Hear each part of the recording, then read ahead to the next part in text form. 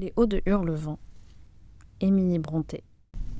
Chapitre 17. Ce vendredi-là marqua pour un mois le dernier des beaux jours. Dans la soirée, le temps se gâta. Le vent passa du sud au nord-est, amenant d'abord la pluie, puis la grésille et la neige. Le lendemain, on avait peine à croire qu'il y avait eu 3 semaines de printemps. Les primes verts et les crocus étaient cachés sous la neige. Les alouettes se taisaient. Les jeunes pousses des arbres précoces étaient flétris et noircis. La journée se traînait lugubre, glaciale, sinistre. Mon maître ne sortit pas de sa chambre. Je pris possession du petit salon solitaire et le convertis en chambre d'enfant. Je restai là, avec cette petite poupée gémissante sur les genoux. Je la berçai, tout en regardant s'accumuler devant la fenêtre, sans rideau, les flocons qui tombaient toujours quand la porte s'ouvrit et quelqu'un entra, hors d'haleine et riant. Pendant 1 minute, ma colère fut plus grande que ma surprise. Je pensais que c'était une des bonnes et je m'écriai. « Finissez, comment osez-vous vous montrer aussi écervelé ? Que dirait M. Linton s'il vous entendait ?»« Pardon ?» répondit une voix que je connaissais bien, mais je sais qu'Edgar est au lit et je ne peux pas m'arrêter. Et mon interlocutrice s'approcha du feu, allaitante, la main sur le côté. « J'ai couru tout le long du chemin depuis les Hauts, reprit-elle après une pause. Excepté que j'ai volé. Je ne pourrais pas compter le nombre de chutes que j'ai faites. Oh, j'ai mal partout. Ne vous inquiétez pas, je vous expliquerai tout dès que j'en serai capable. Ayez seulement la bonté d'aller commander la voiture pour me conduire à Gimmerton et de dire à une des bonnes de prendre quelques vêtements dans ma garde-robe. » L'intruse était Madame Heathcliff. Elle était dans un état qui me semblait certes pas prêté au rire. Ses cheveux flottaient, épars sur ses épaules, dégoûtants de neige et d'eau. Elle portait son costume ordinaire de jeune fille qui convenait mieux à son âge qu'à sa position. Une robe verte avec des manches courtes, la tête et le cou nus. La robe était de soie légère et collée à son corps par l'humidité.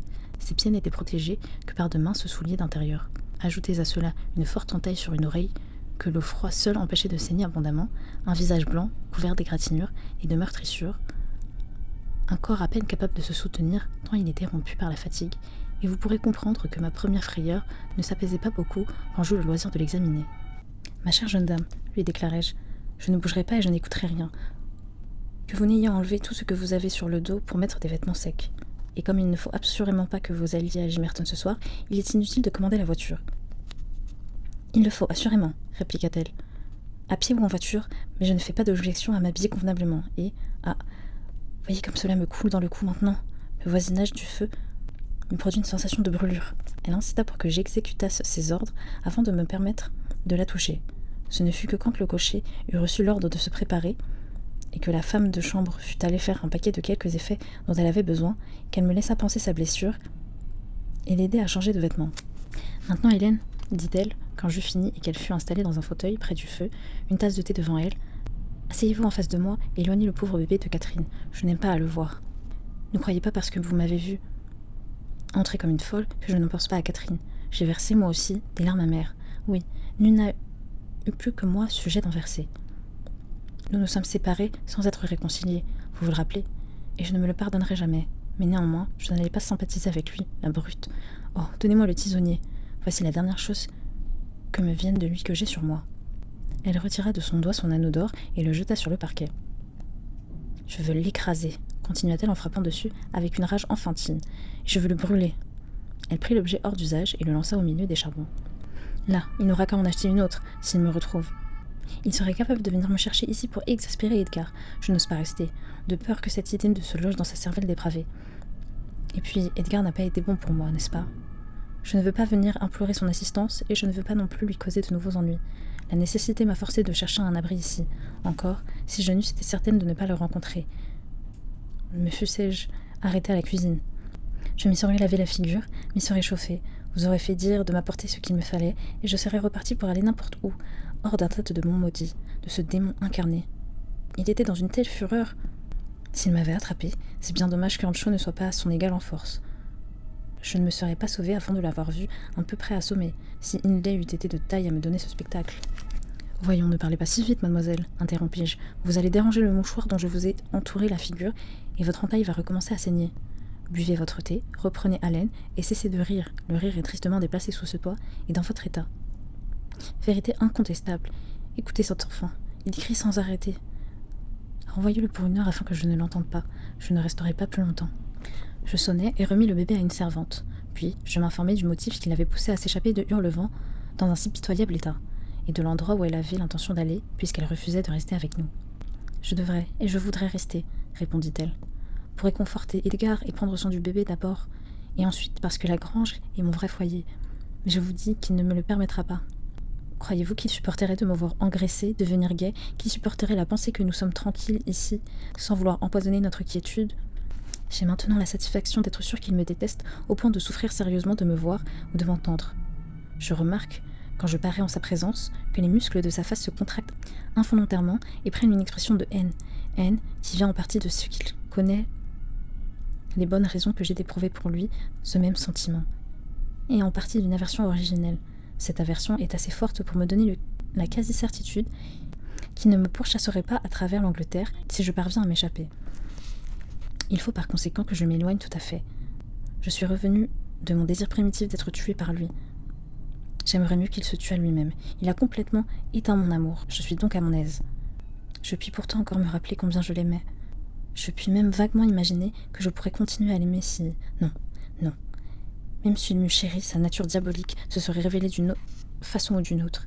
Il fallait que Catherine eût le goût terriblement pervers pour lui, être si tendrement attachée. Elle qui le connaissait si bien.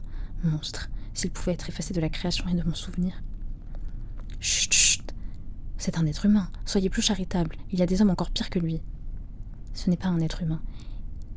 Il n'a aucun droit à ma charité. Je lui ai donné mon cœur, il l'a pris, l'a broyé et me l'a rejeté mort.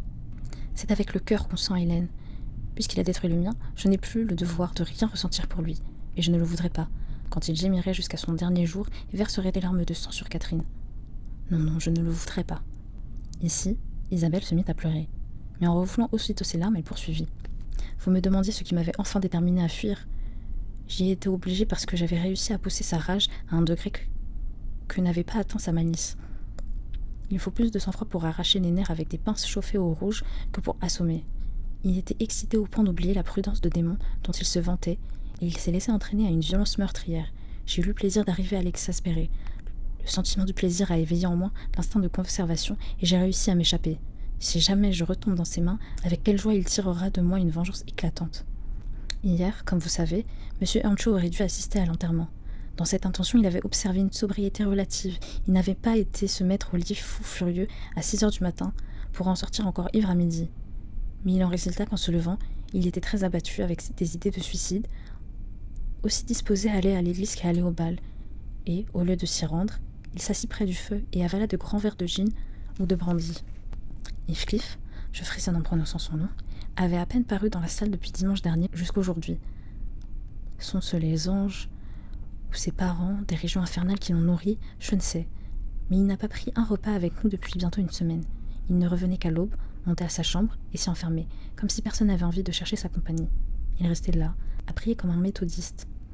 Seulement la divinité qu'il implorait n'est que poussière et cendre inanimée et, quand il s'adressa à Dieu, il le confondait étrangement avec le démon. Après avoir achevé ses édifiantes oraisons, et elles duraient en général jusqu'à ce qu'il fût complètement enroué et que sa voix s'étranglait dans son gosier, il repartait toujours droit vers la grange. Je suis surprise qu'Edgar n'ait pas envoyé chercher un agent de police pour le faire arrêter. Quant à moi, quelque chagrin que j'eusse de la mort de Catherine, je ne pouvais m'empêcher de considérer comme une fête ces heures où j'étais délivrée d'une oppression dégradante. J'ai repris assez de courage pour écouter sans pleurs les éternelles homélies de Joseph, pour aller et venir dans la maison d'un pas moins furtif que celui d'un voleur effrayé. Croirez-vous que j'avais pris l'habitude de pleurer à tout ce que disait Joseph? Mais Ayrton et lui sont vraiment des détestables compagnons. J'aimerais mieux rester avec Hindley et subir ses horribles propos qu'avec le petit maître et son fidèle défenseur, cet odieux vieillard. Quand Heathcliff est là, je suis souvent obligée de me réfugier à la cuisine dans leur société, ou de grelotter dans la chambre inhabitée pleine d'humidité. Quand il n'y est pas, comme c'était le cas cette semaine, j'installe une table et une chaise au coin du feu dans la salle, et je ne m'occupe pas de la manière dont M. Earnshaw emploie son temps, pas plus d'ailleurs qu'il ne se mêle de ce que je fais. Il est plus calme maintenant que naguère, quand on ne le provoque pas, plus sombre, plus abattu et moins furieux. Joseph affirme que c'est un homme changé, que le Seigneur a touché son cœur et qu'il est sauvé, comme par le feu. Je n'ai pas encore pu découvrir les signes de ce changement favorable, mais ce n'est pas mon affaire. Hier soir, je suis restée assise dans mon coin, à lire quelques vieux livres jusque vers minuit. Il me paraissait tellement sinistre de remonter dans ma chambre, avec cette neige furieuse qui tourbillonnait dehors, et mes pensées qui retournaient toujours au cimetière et à la tombe fraîchement creusée. J'osais à peine lever les yeux de la page, placée devant moi, tant cette triste image en prenait vite la place. Il est assis en face de moi, la tête appuyée sur ma main. Peut-être méditait-il sur le même sujet. Il avait cessé de boire avant d'avoir perdu la raison et n'avait ni bougé ni parlé depuis 2 ou 3 heures.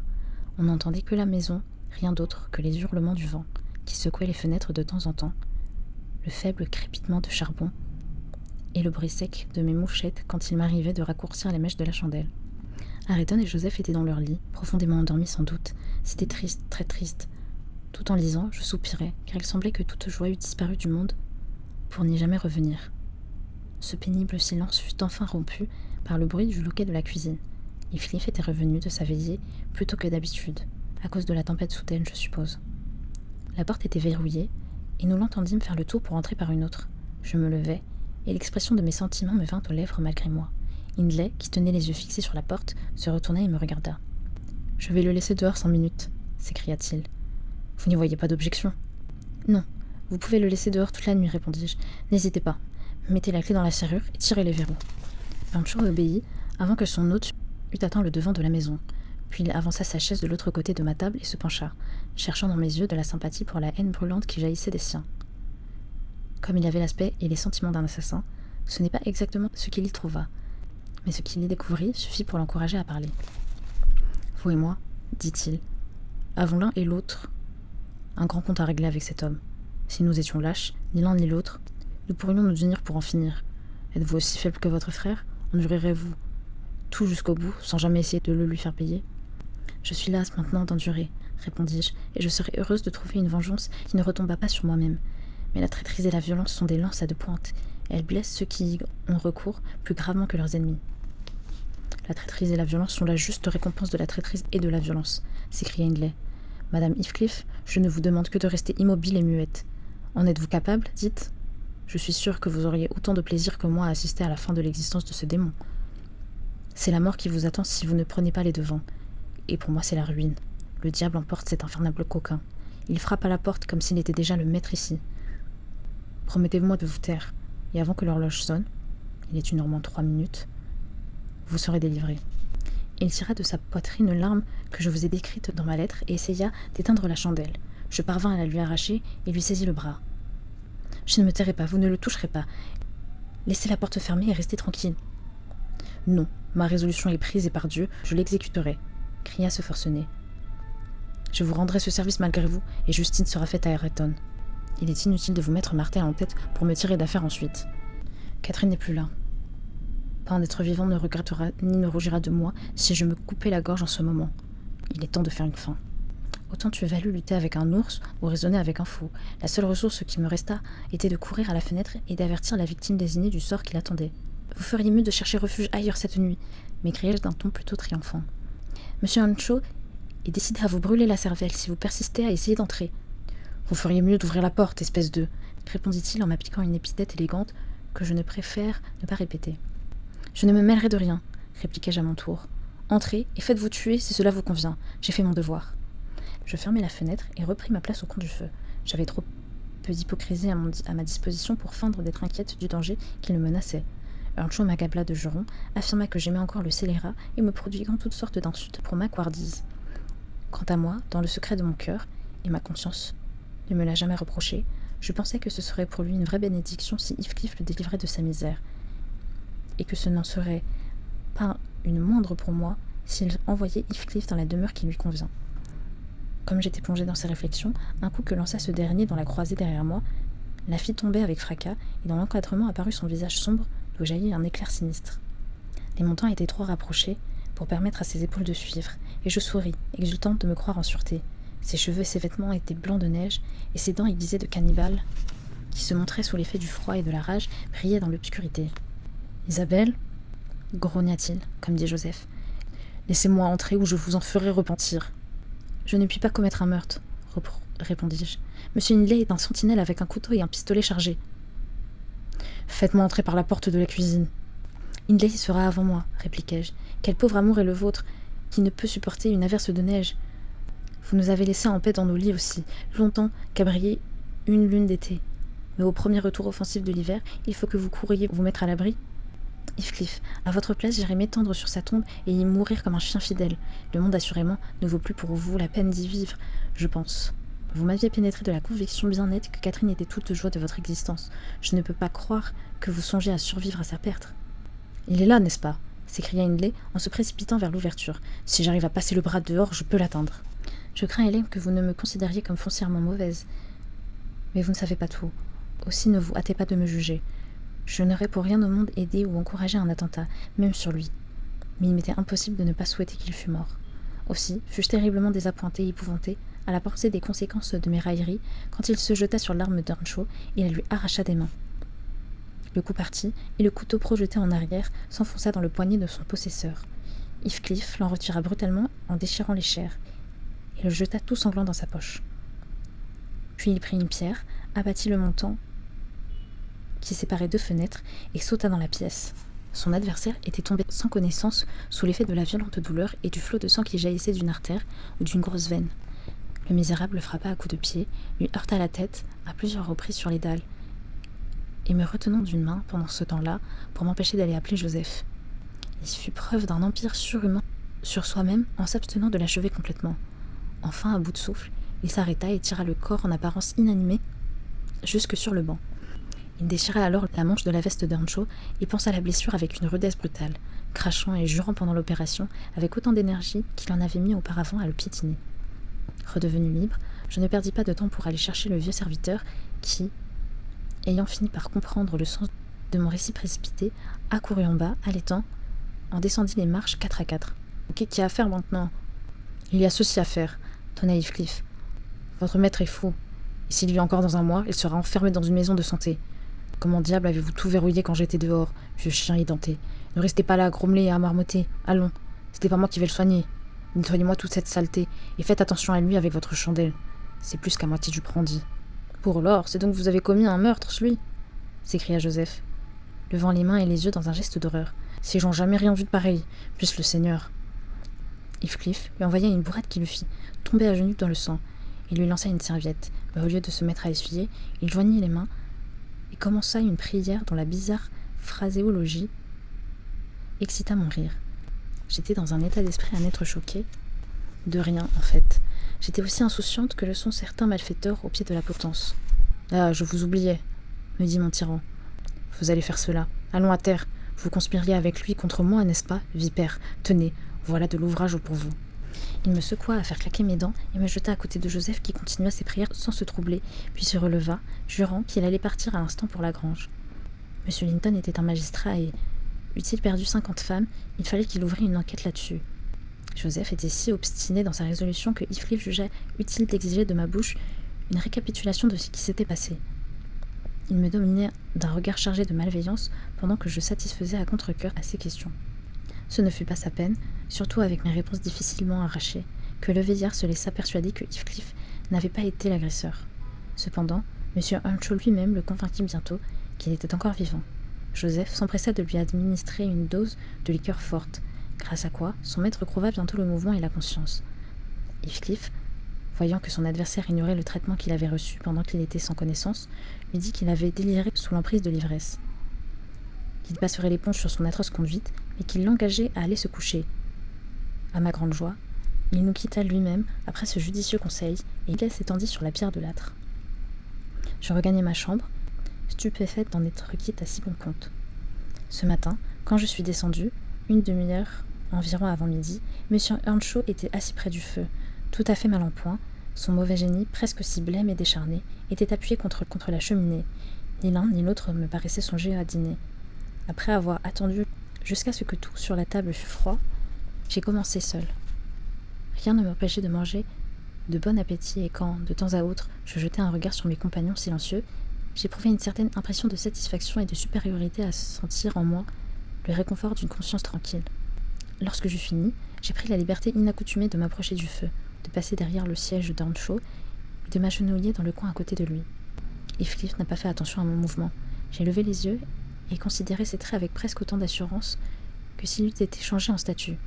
Son front, qui naguère me paraissait si viril et que je trouvais maintenant si diabolique, était voilé d'un lourd nuage. Ses yeux de basilic étaient presque éteints par l'insomnie, par les larmes peut-être, car ses cils étaient encore humides. Ses lèvres, d'où le féroce ricanement avait disparu, étaient serrées, avec une expression d'indicible tristesse. Si c'eût été tout autre, je me serais caché la figure en présence d'une telle douleur. La sienne me procurait du plaisir. Et quelque lâcheté qu'il semble y avoir à insulter un ennemi tombé, je n'ai pas pu me retenir de profiter de cette occasion de lui décocher un dard.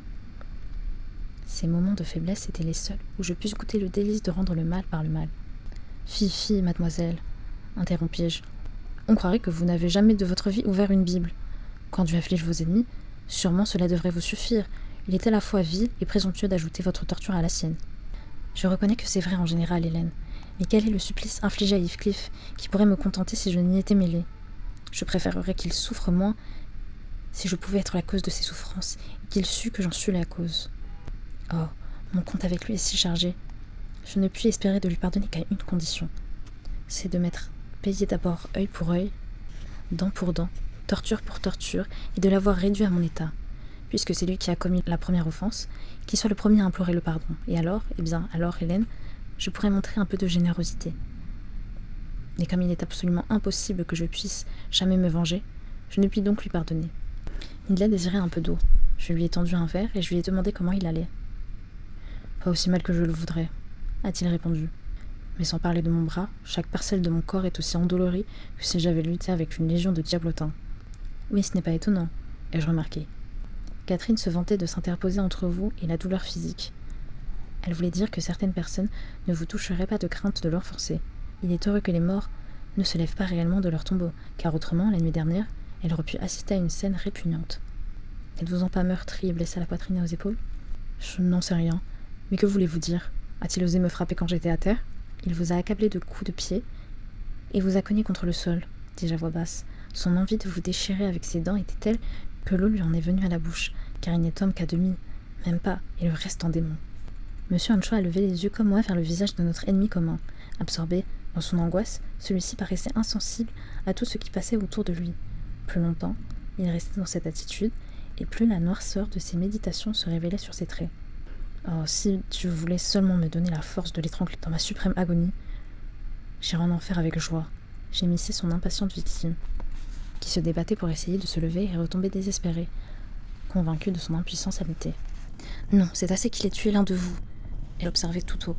À la grange, tout le monde sait que votre sœur vivait encore, sans M. Heathcliff. Après tout, il vaut mieux être haï qu'aimé par lui. Quand je me rappelle comme nous étions heureux, comme Catherine était heureuse avant son arrivée, je ne puis m'empêcher de maudire ce jour-là. Très vraisemblablement, Heathcliff a été plus frappé de la vérité de ses paroles que de l'excitation de la personne qui les avait prononcées. Son attention s'est éveillée, je l'ai bien vu, car des larmes coulaient de ses yeux dans les cendres, et sa respiration oppressée s'échappait en profonds soupirs. Je le regardais en face, avec un rire de mépris. Des fenêtres voilées de l'enfer ont jailli un instant vers moi quelques éclairs, mais le démon qui, en général, veillait là semblait si obscurci, si noyé, que je n'ai pas craint de risquer un nouveau rire. « Levez-vous et disparaissez de ma vue », a dit Heathcliff. J'ai deviné du moins qu'il prononçait ces mots, bien que sa voix fût à peine intelligible. « Je vous demande pardon », ai-je répliqué. « Mais moi aussi j'aimais Catherine, et son frère a besoin de soins que pour l'amour d'elle, je lui donnerai. Maintenant qu'elle est morte, je la revois en Hindley. Hindley a exactement ses yeux, ou les aurait si vous n'aviez essayé de les lui arracher, ce qui les a rendus noirs et rouges, et ça... Levez-vous, misérable idiote, avant que je vous écrase sous mes pieds, s'écria-t-il en faisant un mouvement qui m'en a fait faire un aussi. Mais alors, ai-je continué en me tenant prête à m'enfuir, si la pauvre Catherine s'était fiée à vous et avait accepté le titre ridicule, méprisable, dégradant de Madame Heathcliff, elle aurait bientôt offert un semblable spectacle. Elle n'eût pas supporté tranquillement votre abominable conduite, elle. Il eût fallu que sa haine et son dégoût trouvassent une voie. Le dossier du banc et la personne d'Ancho se séparaient de lui, de sorte qu'au lieu d'essayer de m'atteindre, il a saisi un couteau sur la table et me l'a lancé à la tête. La lame m'a frappé sous l'oreille et a arrêté la phrase que je prononçais en ce moment. Mais je l'ai retirée. J'ai couru à la porte en lui jetant encore quelques mots qui, je l'espère, auront pénétré un peu plus profondément que son projectile. Comme tableau final, je l'ai vu s'élancer avec furie, être arrêté par son hôte, qui l'avait saisi, puis tous deux ont roulé enlacés devant la cheminée. En traversant la cuisine dans ma fuite, j'ai dit à Joseph d'aller vite trouver son maître. J'ai renversé Ayrton, qui était en train de s'amuser à suspendre une portée de petits chiens au dossier d'une chaise à l'entrée de la porte, et, heureuse comme une âme échappée du purgatoire, j'ai bondi, sauté, volé sur la route escarpée. Puis, négligeant ces détours, j'ai pris droit à travers la lande, culbutant sur les talus, m'enfonçant dans les marécages. Je me précipitai tête baissée vers mon phare, la lumière qui brillait à la grange, et je consentirais plus volontiers à un séjour perpétuel dans les régions infernales qu'à reprendre place, fût-ce pour une seule nuit sous le toit de Hurlevent. Isabelle se tut et but un peu de thé. Puis elle se leva, me demanda de lui mettre son chapeau et un grand châle que j'avais apporté. Et sourde à ma prière de rester encore 1 heure, monta sur une chaise, baisa les portraits d'Edgar et de Catherine, m'embrassa à mon tour et descendit prendre la voiture, accompagnée de Fanny, qui aboyait de joie d'avoir retrouvé sa maîtresse. Elle partit donc ainsi chassée, pour ne plus jamais revenir dans le pays. Mais une correspondance régulière s'établit entre elle et mon maître quand les choses se furent un peu arrangées. Je crois qu'elle avait choisi sa nouvelle demeure dans le sud, près de Londres.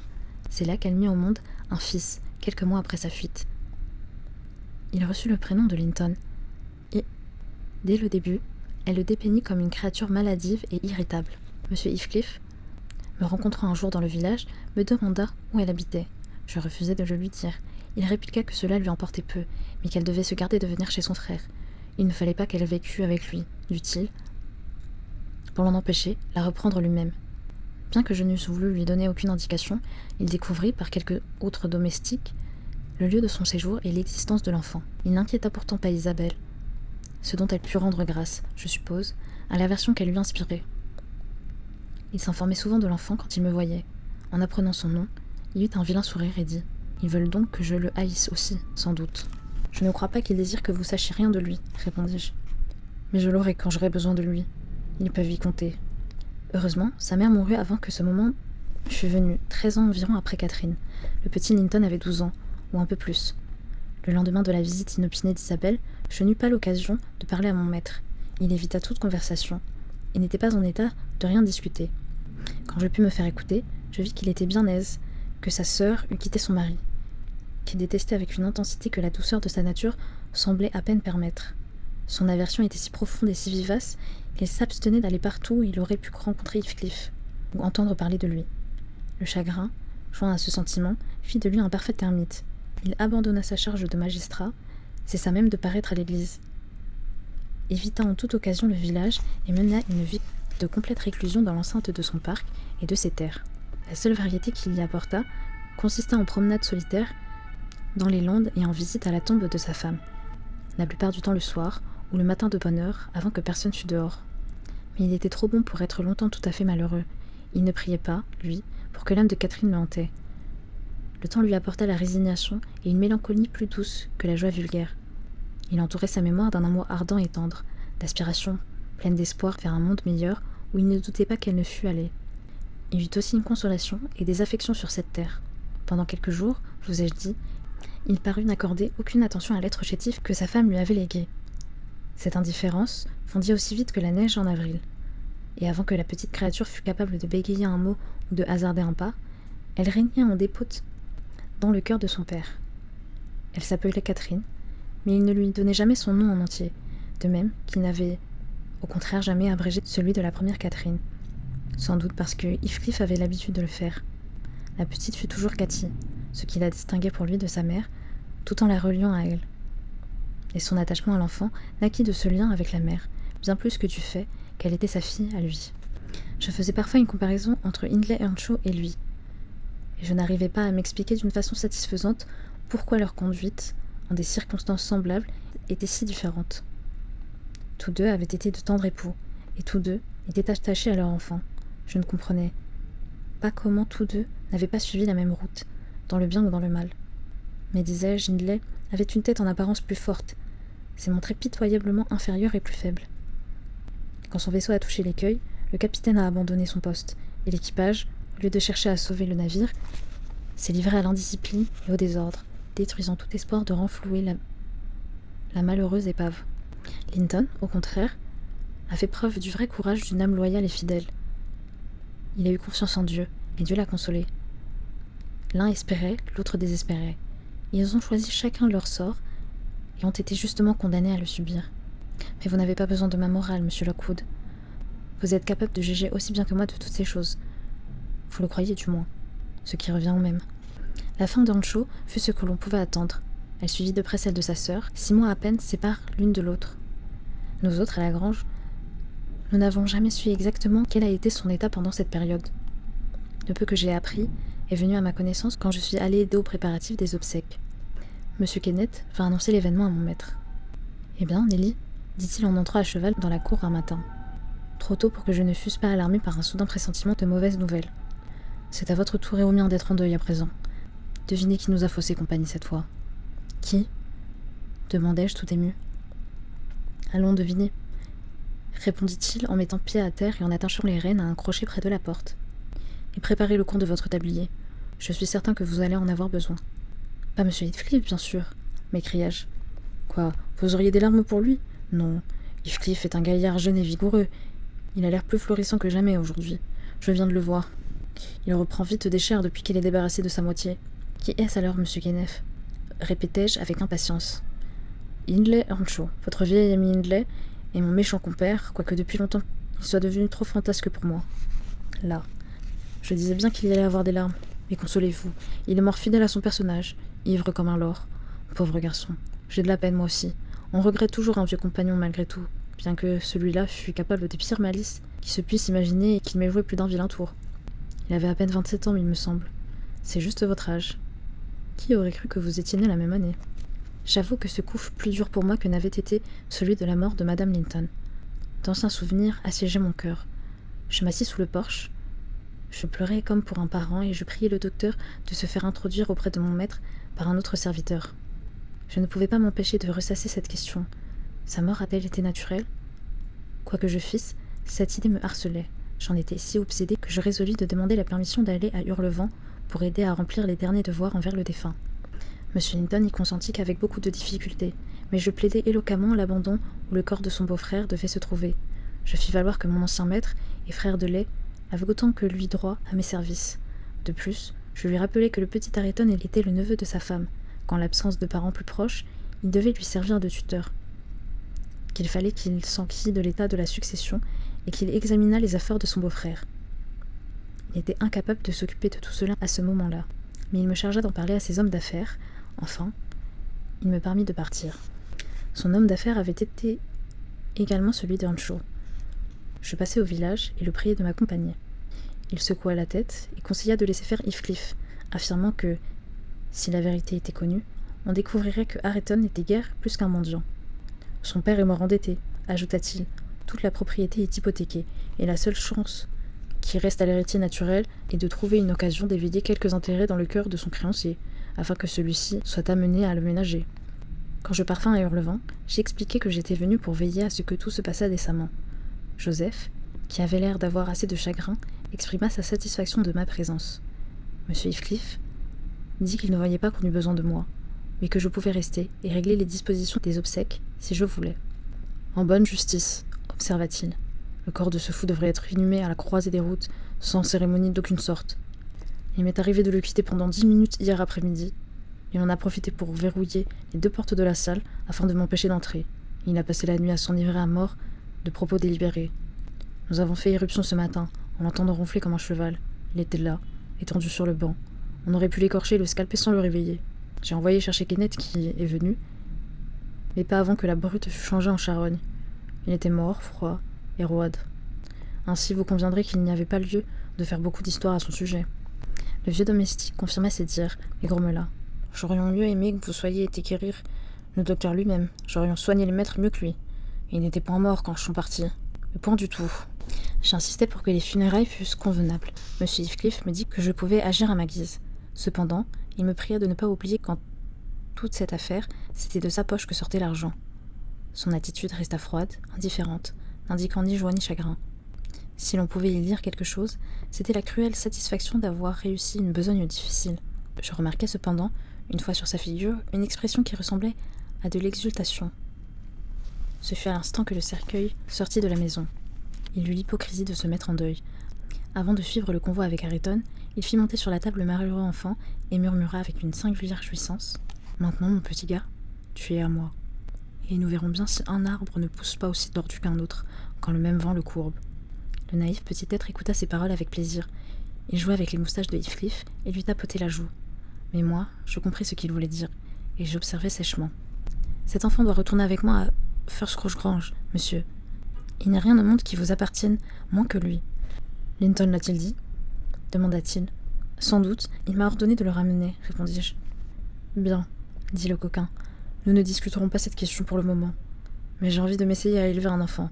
Par conséquent, vous déclarerez à votre maître que s'il cherche à m'enlever celui-ci, je me verrai obligé de le remplacer par le mien.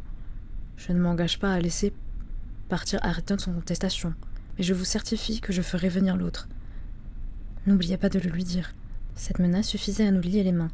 J'en fis part en revenant à Edgar Linton qui, s'étant peu intéressé à la question dès le début, ne parla plus d'intervenir. Je ne crois d'ailleurs pas qu'il eût pu le faire utilement, s'il n'en avait jamais eu la volonté. L'hôte était maintenant le maître à Hurlevent. Sa possession était solide, et il prouva à Latourny, qui à son tour le prouva à M. Linton, qu'Earnshaw avait hypothéqué jusqu'à son dernier mètre de terrain pour avoir de quoi subvenir à sa passion du jeu. Et lui, Heathcliff, était le prêteur.